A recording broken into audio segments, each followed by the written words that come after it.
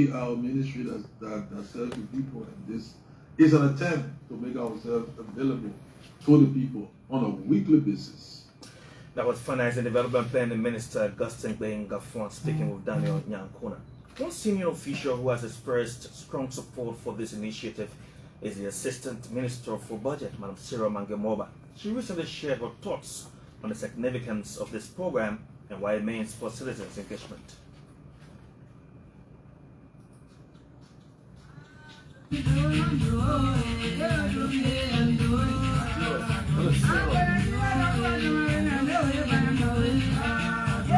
Let me say thanks to the unit, the communication unit here at the Ministry of Finance, and all of the different stakeholders in making this come to reality.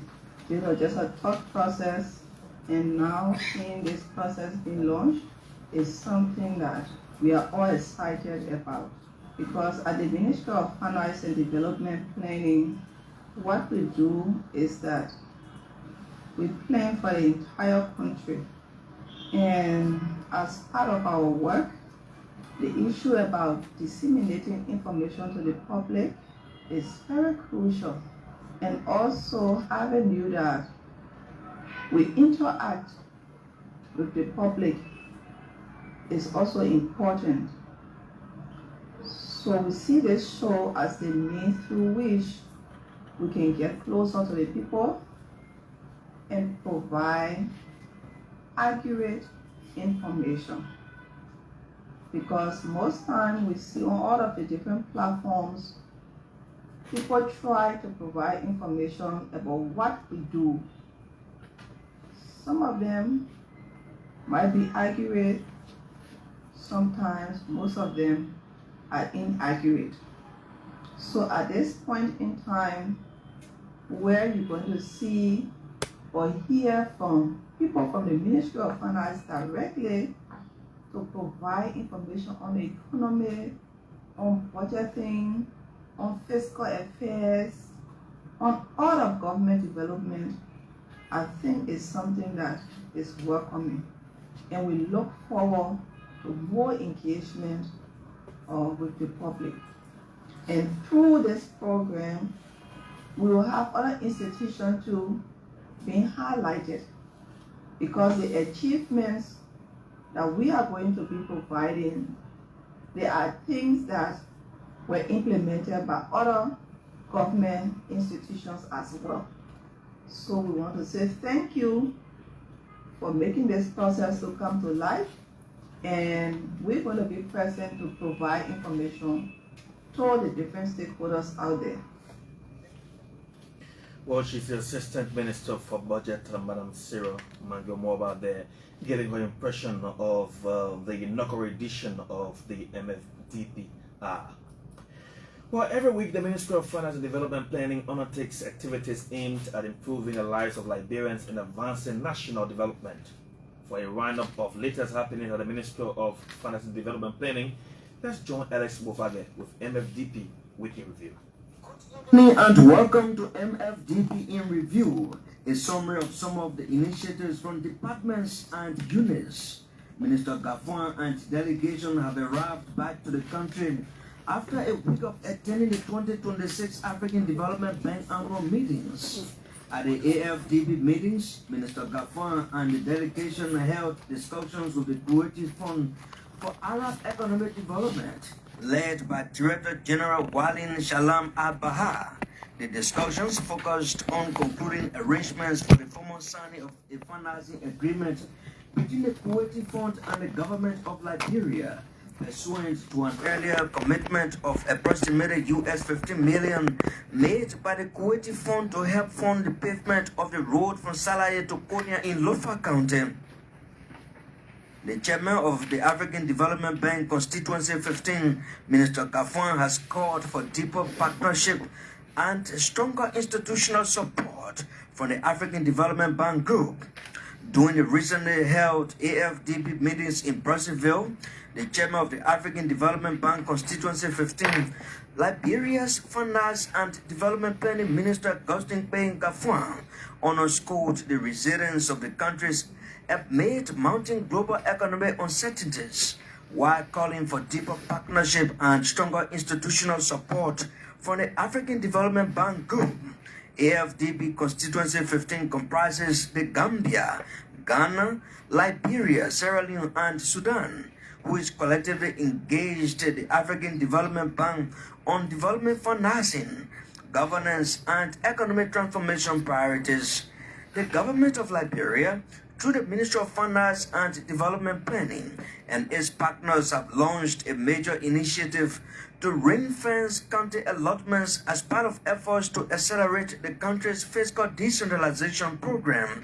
The Fiscal Decentralization Initiative is aimed at strengthening local governance, improving public financial management, and driving development at the county level.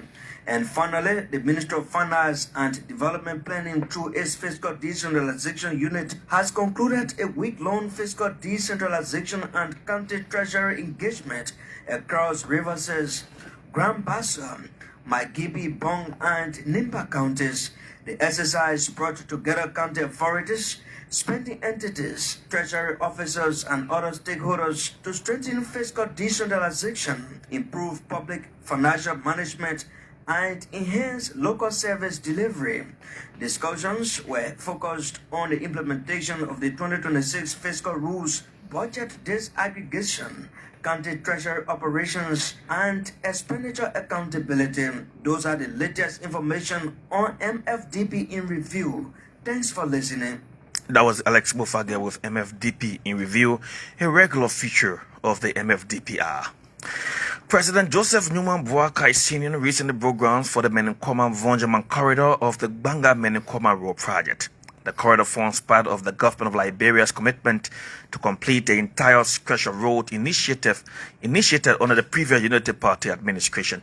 Finance and Development Planning Minister Gustin Gafon explains the significance of this project and ongoing efforts by the current government to ensure its successful completion. This road is a top priority for this government, the UP government, in fact. The first UP government, President Boakai played a role. I personally played a role because as then finance minister, when we had a debt council with the Kuwaitis, this was the road. Then Vice President Boakai pushed heavily with the president, and I had the obligation to go and negotiate and to bring the Kuwaitis on board and to encourage them to put together the Arab Consortium, which they did. Even when I left, monies were mobilized for the first leg of the road from Banga to Salaye. That leg should have been done ever since, but I don't want to belabor issues of the past. When we came in, the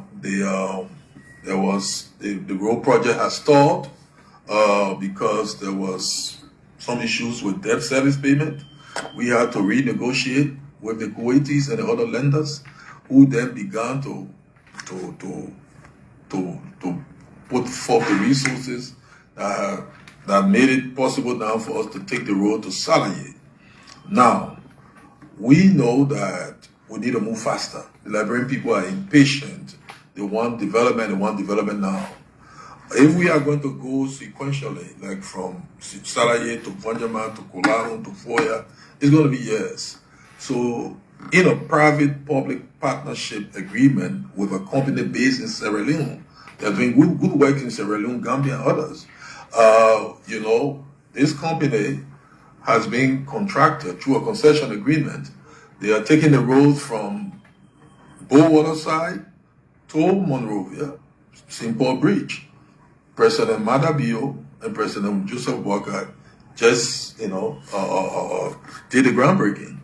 Now, what happened in Foya is a groundbreaking for the Menekoma to Vonjaman leg. Why start the Menekoma? This is a company that comes from Sierra Leone. They are bringing equipment and what have you. So if you come from Sierra Leone, the first town you're going to meet is Menekoma. And so it makes sense that they start from where they're coming from, and then come up. Maybe if they're coming from Guinea side, from Mancenta, you could understand that they could come to Vonjaman quicker. So it is not prioritized in any place. All towns and villages in that county towns and villages that are precious to the president. And we are working to ensure that every Lufan or every stakeholder benefits. Now, we have not abandoned this salary to Fonyimalag. What we've done now, through the initiatives supported heavily by the president, we have managed to have received commitments from all the Arab lenders, the Kuwaiti Fund, Badea, and the OPEC Fund for International Development, OFAID, and the Saudi Fund. In fact, the Saudis will take the road. They are committed to taking the road, providing the financing from Konya to Vonjima. They want from Salaye to Konya. These three other lenders are going to pool resources. You saw me having conversations with the Kuwaitis. They have committed, but we are now concluding.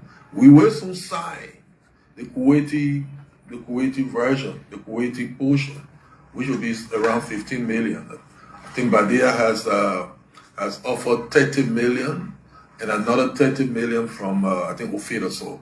So this Salaye Konya leg, is being worked on. We formally signed an agreement, and these agreements will have to be ratified by the legislature, and so we have to do things quicker. And then procurement, because we have to go through a new procurement process by the rules of these lenders.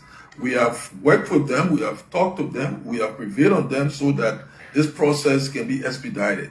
But no matter what you do, these are time-laden processes, so we are on course. I expect all these processes to be completed before the end of this year, so that things can move as quicker as which they can move. But let me say this: one of the concerns I have is our weather. We have the rains, but there is not an issue of commitment. We have, and the people of Lofa need to listen to this. I'm a son of Lofa County. This road project is dear to me personally, as a private citizen, and to the government, led by a son of Lofa, President Boka, and the people of this country generally, because Lofa, is the breadbasket. Connects Guinea, connects Sierra Leone. So the people of Liberia want this road to be done, and it will be done. No county, no district, no tribe is being abandoned here. And We've confirmed Ebola cases reported in the Democratic Republic of Congo and Uganda. Liberia has intensified preparedness measures to prevent any potential spread of the disease into the country. What immediate actions are being taken, and what role does government financing play in emergency preparedness? Mr. Gaffon explains in this interview with Daniel Yankona. Well, Ebola is a deadly disease, and just to talk, Ebola conjures trauma in our people. The last outbreak, we lost, I think, nearly 5,000 persons. We were the worst affected. In my past responsibility as Minister of Foreign Affairs, we had to go to Security Council, UN General Assembly, EU, fighting. The president then, President Salif, had to practically stop all travels to lead the fight on the ground. And so some of us were the ones going out there to fight, and fighting Ebola, fighting stigmatization, making sure that vaccines and others were brought here so that we could ramp up the fight. But that's history. This Ebola occurrence in DR Congo and Uganda is the 17th occurrence of this disease. That region is noted for Ebola, and also they have developed capacity to deal with it. In fact, in the height of our own Ebola crisis, some of the experts that came to help us came from DR Congo because they have a history.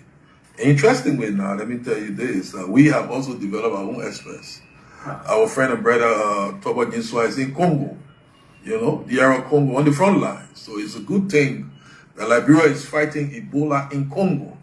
And so I'm very happy with the international attention. The WHO head was in DR Congo. I just listened that our drug manufacturing company Moderna is trying to develop a quick, vaccine for this. But the measures are being taken across those countries, and Liberia has started the preparation.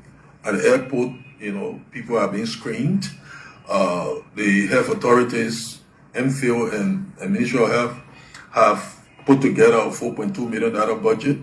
As a ministry, it is our responsibility to mobilize funds. We've given them the initial, I think, 460. We've had some emergency meetings. While I was away, we had 3 Zoom meetings on this crisis. The World Bank is providing some resources to service that budget, but beyond the 4.2, we are mobilizing more money. So just in case, we don't hope. We are praying against the worst, but we're preparing for the worst. So we're doing those things in a double pronged way, and the Liberian people can rest assured that this government is a responsible government. We will ensure that resources are provided for the process, but we will not. We have to guard ourselves from making a mountain out of a molehill. Well, he's Finance and Development Planning Minister Augustine May in Gafuan there, ending that conversation with Daniel Yankuna of our staff. Well, as I told you, 2 of my colleagues are in studio tonight. I have Madam Patience Sekpeni and Daniel Yankuna. They are here tonight on this inaugural edition of the MFDP Hour. Patience, welcome back. Thank you. Dan, welcome back. Thank you so much, Mo. It's good to be back. I enjoyed the first segment. And so let's start with you, Daniel. What's your take on this entire program? Every time, like the minister says most time, we need economic literacy. People need to know what's going on when it comes to the economy and others. So what's your impression of this MFDPR? I think it's good. It's a good start to informing our people on the activities. Government's fiscal house. There are a lot of people, technical people in that building. We will do the book people business. Yeah. And we will now come to the radio, break it down to the level of our people, give more and more information to them, a surplus of information, not overfeeding them, but providing right information about development as well as decentralization as a whole in the MFDP weekly update. That's good. Okay. That we do. Patience? Yeah, so let me begin by saying that I'm happy that we are here today at LBS Studio. How long did it take the entire preparation for this program take as a director of communications? How long you took to make sure that we get this on air today to make this a reality? So let me say, firstly, say thank you to the senior management team led by Minister Gafuan for the moral support in getting us here, ensuring that this thing started, I think, 3 months back. We started our preparation for this show, and we are happy that we are here today. What I want to say to my audience out there, the public, is that tune in every Thursday. You will get fresh news, fresh information about the Ministry of Finance, what we are doing, what's happening there, what our activities are. We are going to be telling. We'll tell you about the budget. We'll tell you about how revenue is generated in this country. We'll tell you about your PSIP project, public sector investment programs. We will tell you about development planning. What are we doing in the CDA? What are we doing with the AID? Okay. And we'll bring the experts. What support going to the counties? Yes, that's the CDA. we'll tell you. What the government is doing to affect all of the counties? What we allocated in the health sector? What we have given as a ministry to the health sector to improve your living condition. So all we are need for you to do every Thursday, just tune into ELBC 99.5 FM. Ask somebody to join you. Also tune into our Facebook page. We'll always be going live with our show, and share the page. As we speak to you now, we want you to log on to our page, follow us, and share the page. Invite somebody to the MFDP Hour. It is going to be educative, informative, and most of all, interactive. And Mohammed, just before you go, I know you want to take that technical break. Well, I just want to chip in and ask you. You just returned from Brazzaville in Congo with the minister. Can you just tell us those sad things, those soft things about the trip? Well, first, Minister Gafuan went at the 2026 AFDB meeting as the chairman of constituency number 15. And so the first official function there was to have the constituency meeting, and that constituency is the Gambia, Ghana, Liberia, Sierra Leone, and Sudan are members of that constituency. And so Minister Gafuan and all the finance ministers in the room look at the economy of the constituency, and what they are doing, what exactly is the performance of their various economies, and how they can find solutions, especially with the situation in the Middle East and others. And then there were general programs, general meetings where all the governors of the AFDB, that's the ministers of finance from the various countries, gathered. But Minister Gafuan was more focused on those side meetings that were relating to Liberia. He had a meeting with the Kuwaitis, and like he said in the interview about the corridor from Saraya to Konya. They've agreed to that, and they in a very short period they will sign that. He also had meeting with the vice president of the African Development Bank. Good for us. He's from our region. He's from Sierra Leone, and so he knows the corridor and how important it is. And the minister and his team pushed the importance of the roads in Liberia and how to connect the region. And then he spoke to the president, Sidi Uta of the African Development Bank, and pushed the constituency issues, especially Liberia, as Liberia finance minister. So it was good. It was all about talking Liberia, fighting for Liberia, whether it relates to roads or electricity or transportation. All of those things were highlighted during the I know you wouldn't say how he pushed you guys through the night.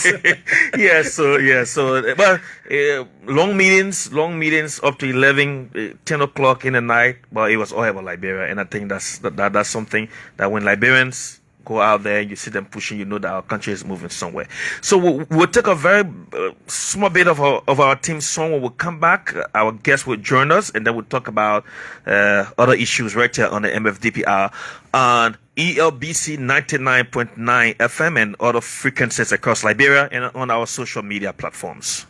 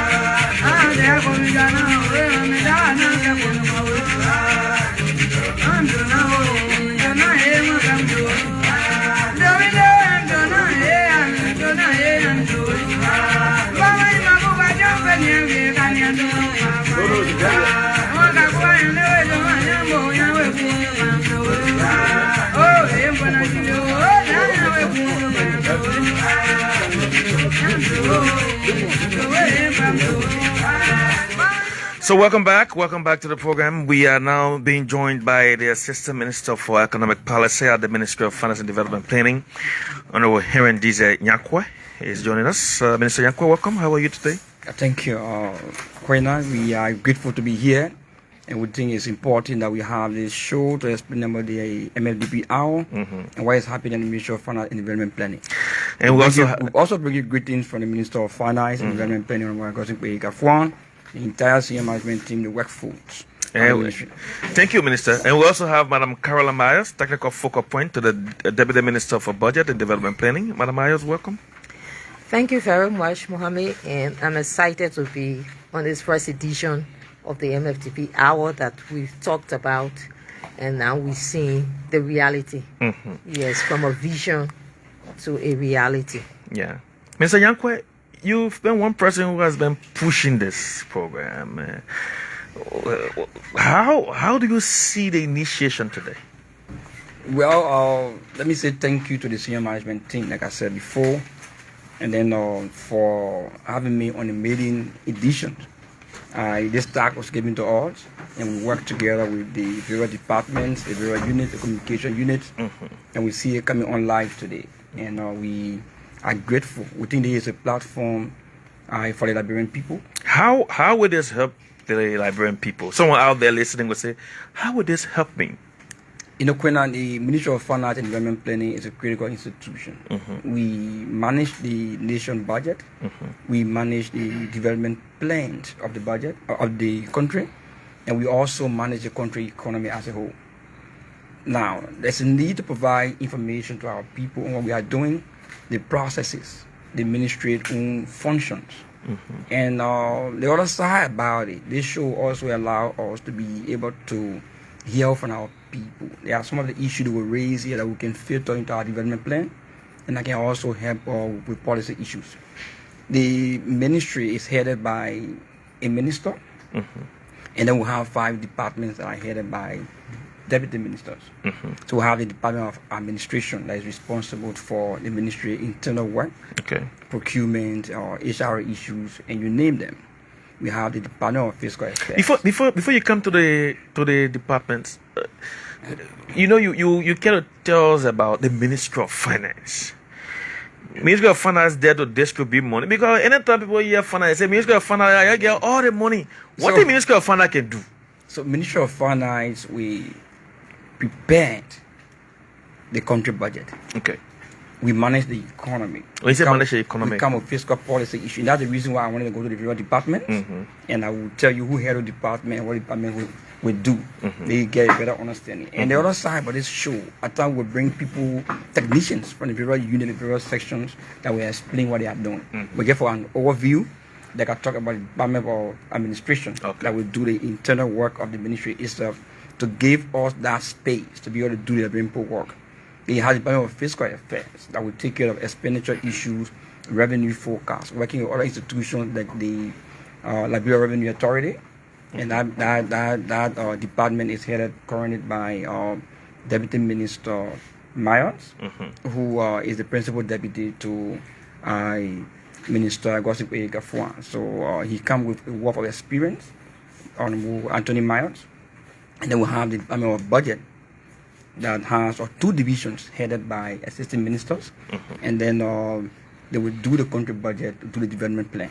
And the other side of this show, we're doing the national development plan. We didn't just sit in the Ministry of Finance and Development Plan to do that plan.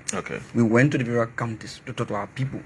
So it's also good again to come back on the radio, because ELBC is a platform. I want to say thank you to the administration here for giving all this platform that has wider coverage. We even work with them to be able to simulcast the program on other stations. So the Department of Budget will prepare the nation budget.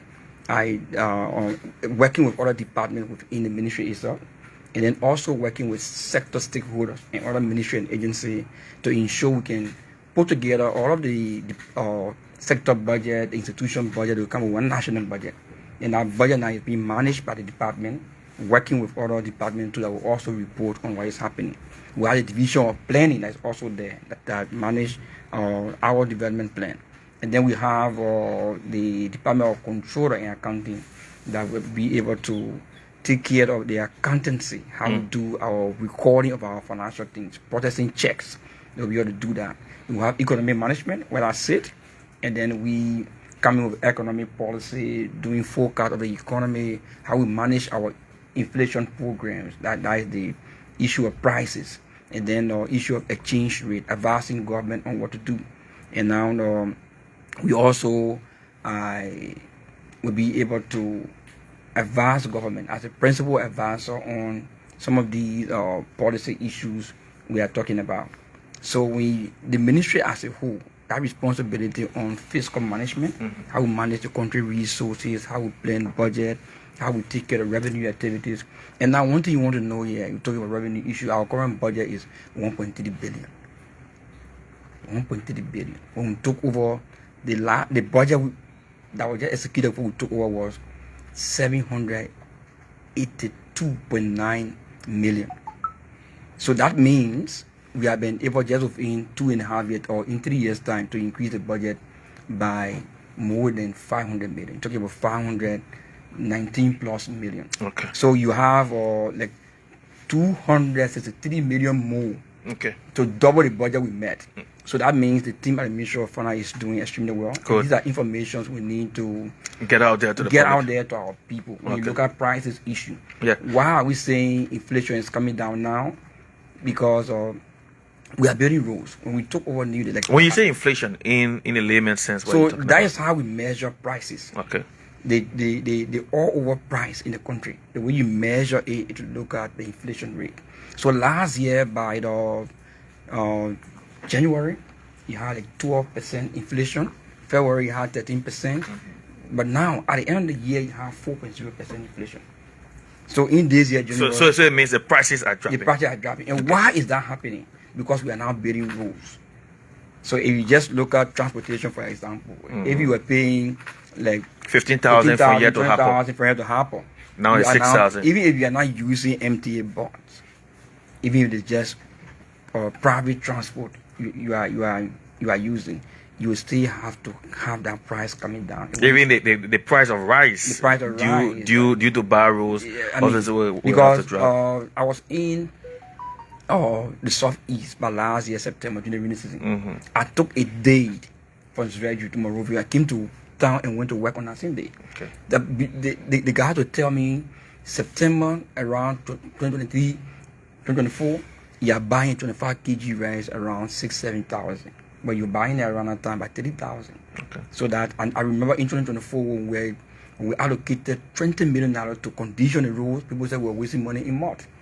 But now that money is now filtering in people's pocket because they are buying rice cheaper. They are having transportation very cheap.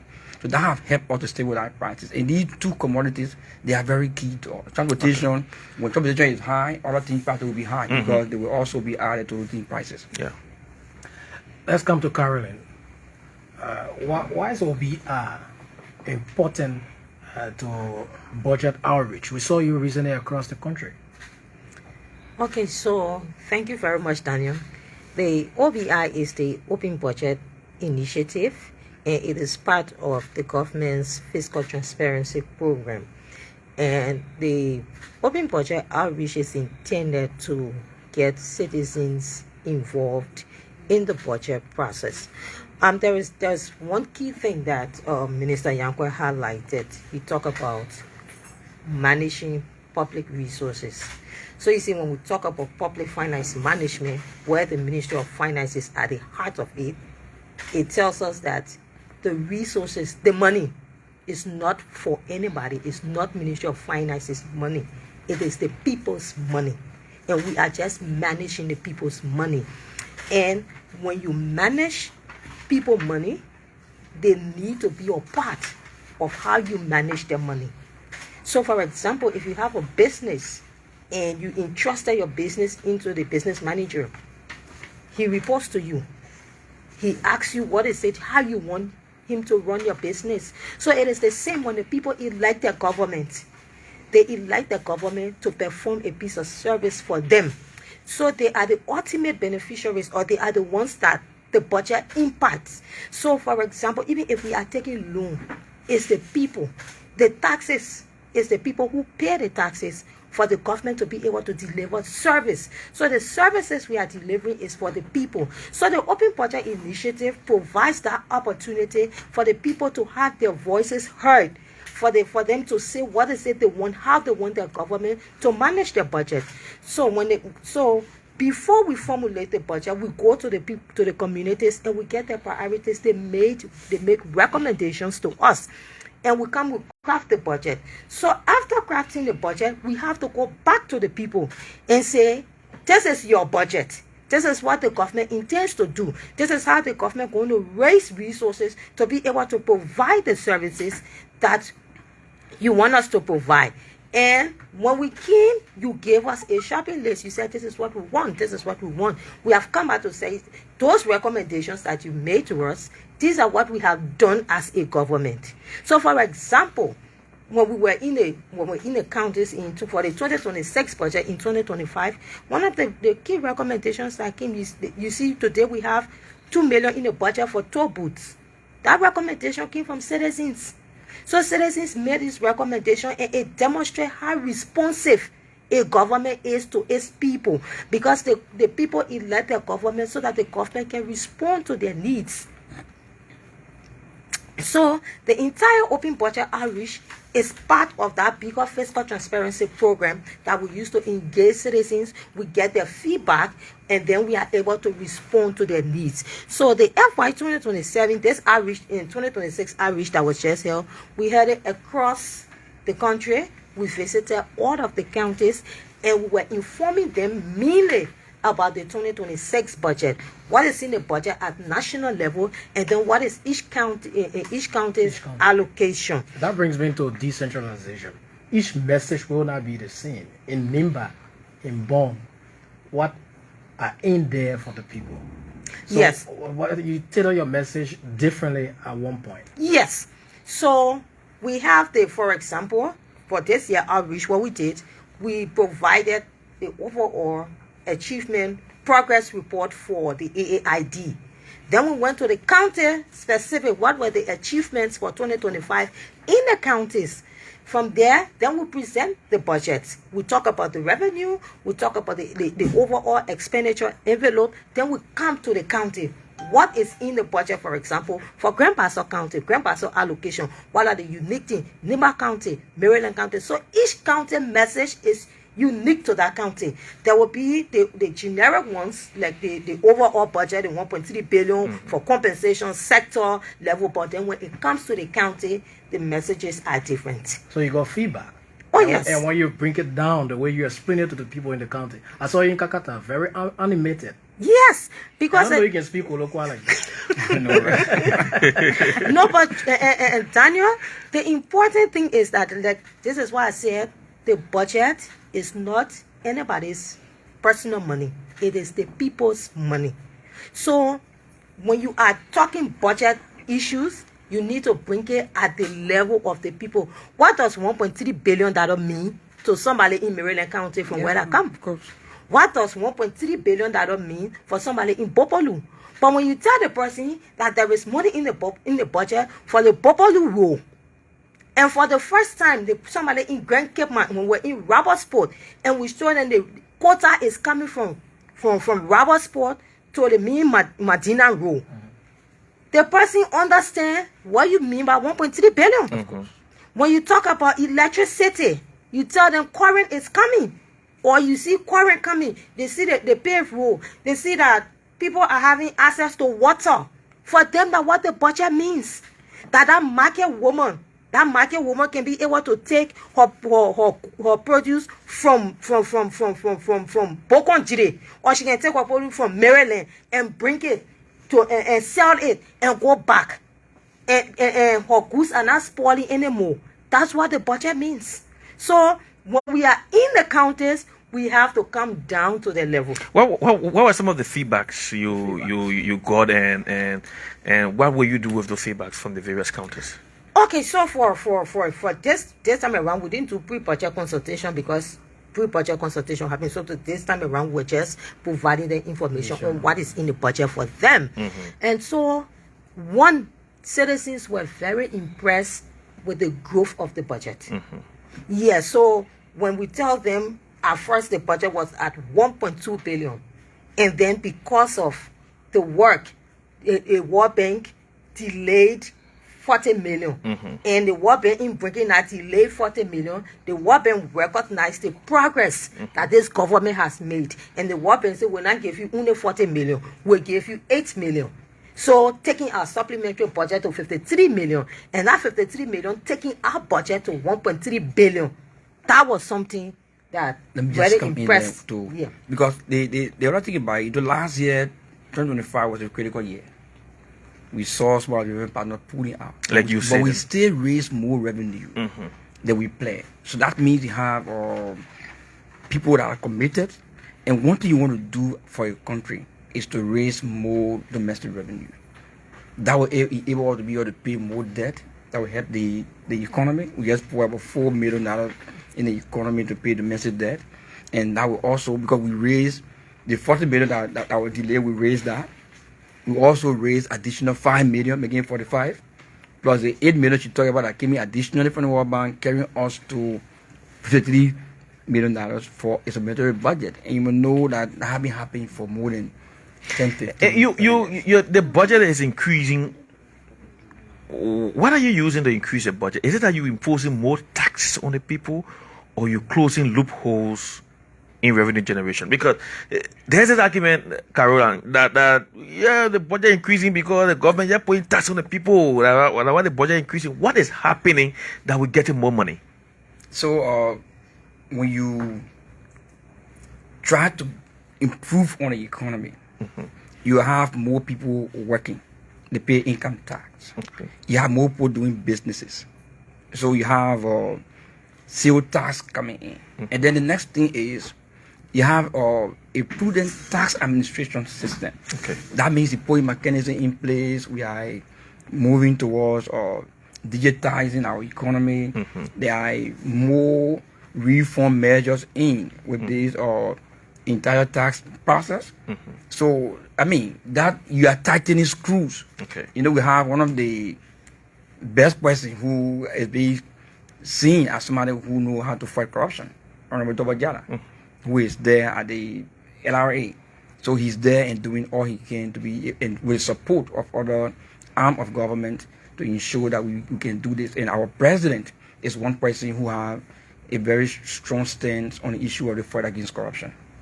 And Mohammed, on the expenditure side, like you asked the question, we're talking 1.3 billion. What would the 1.3 billion, or where would the 1.3 billion go? And one of the key areas that the citizens were interested. Okay. So when we talk about the 1.3 billion, we say, yeah. So how you spending that money? Yeah.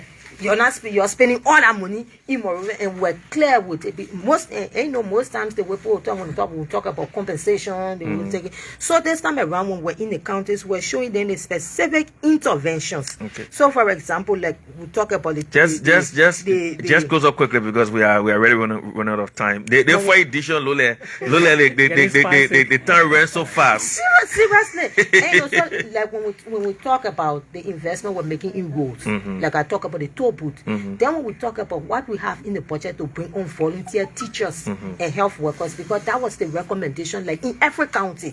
So when we told them we are bringing volunteer teachers and health workers on board, you will see them laughing. We told them what is in the budget for the yellow machine, the buses we have for schools. When we talk about the intervention, then each county, the roads that we are building, the interventions that we are making, the roads have been built in the cities, because I heard that money is there for city pavement. Yes, for city pavement. Okay. So those were some of the key interventions that when we tell the people, they get excited. Okay. And they're waiting to support this government to do more. Thank you so much, Madam Caroline Myers, for coming today. Thank you, Minister Yankwe, for also coming. Next time, we'll have much time to talk, but thank you so much for coming on this maiden edition of the program. Yeah, thank you so much. I think this program is just for today. It's a teaser. We will have to bring in. It shows that we'll have a whole lot to talk about. A whole lot to talk about. So we will go into. And just as Caroline was getting in that. So we'll have to bring in. I mean, seriously, quickly, Muhammad. So they're about to pick up. Yeah, quickly, Muhammad. That would be my parting comment. Like I said to the people in Cape Town, you don't see the Ministry of Finance in the hospitals. You don't see the Ministry of Finance on the road. You don't see the Ministry of Finance on the lepo. But if we don't have drugs in the hospital, Ministry of Finance takes the blow. So it's like we are the engine. If we don't do what we do, we will not have people in the hospital. Thank you. Thank you so much, Caroline. Thank you, Minister. You have your final words in a few seconds. We are out of time now. Okay, so let me say to our listening audience out there that the Ministry of Finance will do all we can to be able to provide this information, how we are working with our development partners to ensure that we have the best for our country. And in fact, on some of the program, we may even come with development partners to explain more on the type of work we do, how we are managing our debt issue, how we're dealing with development assistance, how are we raising money, how we are spending that money. And like my colleague said, how is that money filtering down? When you build roads, That rule is for everybody. Whether you are from which political party, which country, we always use the rules equally. When you build schools, they are for us. When you invest in water, invest in health, education, these are things we need to do to move our country forward. Thank you. But like we said, this program will be live. We will come here weekly. We provide this information to enlighten our people. Thank you. I want to say thank you to the LBS management, the Ministry of Finance Administration, led by Honorable Gafwan. To you in studio here, to our listening audience, we know today now have the time to place your calls. We'll provide you that opportunity in the next editions. Thank you. Thank you so much, Minister Heron Diza Yankwe, Assistant Minister for Economic Policy. We also had the technical folk appointed person to the Deputy Minister for Budget and Development Planning, Madam Carola Myers. On the show today, we had our Director of Communications and External Affairs, Madam Patience Sekbenikume. Daniel Yankuna has been here. Dan, thanks for coming by. And so this has been the main edition of the MFDP Hour. We extend our sincere appreciation to all of you for joining us today. Special thanks to the senior management team of the MFDP and our technical team, the ELBC team, and everyone for this wonderful opportunity. Until we are back here next week, Thursday, 6 o'clock, for a brand new edition. I've been Mohammed Melvin Quena. Thanks for listening and have a very good day. Bye-bye.